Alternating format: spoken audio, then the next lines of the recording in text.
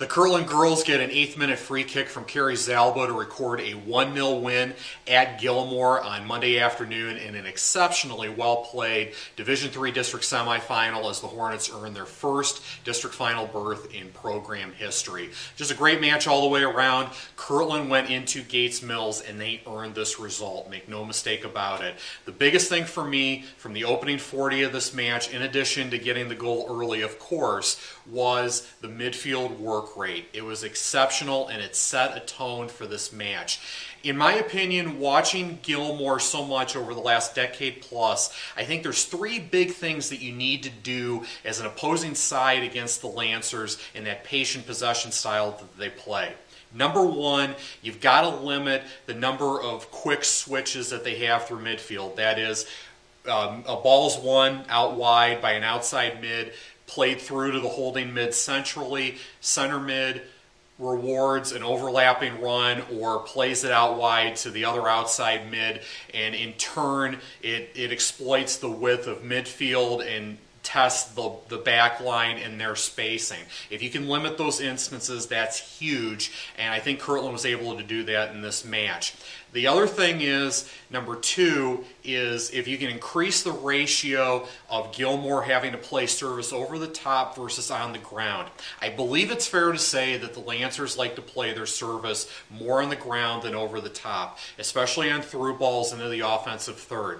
And if you can increase that ratio of balls over the top, I think that says a lot to the ball winning and making the Lancers work for every touch through midfield, and Kirtland was able to do that in this match. And number three, if you can hurry up that pace even just a little bit in that patient possession style that Gilmore plays so well, if you can do that, that's going to bode well for your chances as well. And in all three of those instances I mentioned, Kirtland was very good in those senses, and it translated into an historic result for the program. And down the stretch, you're protecting a 1-0 lead after a great free kick there in the 8th minute by Carrie Zalba. If there's any back line that I would trust in our area, I don't know if there's many that I would trust as many to see through a 1-0 result in a tough road match than Kirtland, with Maddie Zuber in goal and that back three with Emily Cadis as a center back, and Carrie Zalba had a great match as a right back as well. Obviously the goal gets the publicity, but she had a great work rate out there as a right back, making them earn it out wide. If there was a man of the match performance here, if you want to call it that, I think Carrie was the man of the match here, woman of the match if you want to call it that. She had a great match in addition to the goal, and that back line played very well down the stretch to see out this result. And you think about the quality that this program has had through the years, and they play such a great schedule. Ed holds nothing back in non-conference play with this side, but the one thing that they've never been able to do is get through to that district final, and they were finally able to do that on this occasion.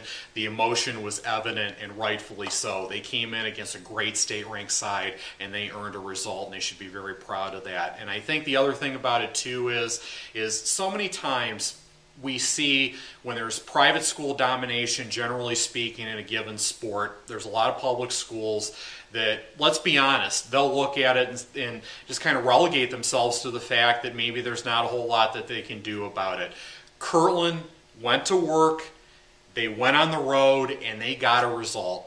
And they kept their mouths shut, and they went and got the job done. And I think that speaks to really what anybody should do in that situation. If you want to stop that situation of private school domination, you need to go and get a result, and that's exactly what Kirtland did here. And they'll take on Hawken in what should be an interesting match here coming up on Thursday. It'll be interesting to see how that plays out. The Hawks are such a great side with Dacia Randallson and Maggie Knishia and that whole group there. That'll be a great match, and if there was a better girls Division III district semifinal in Ohio on Monday afternoon than Gilmore and Kirtland, I beg for you to show me, because I don't think it's possible after a 1-0 win by the Hornets over the Lancers on Monday.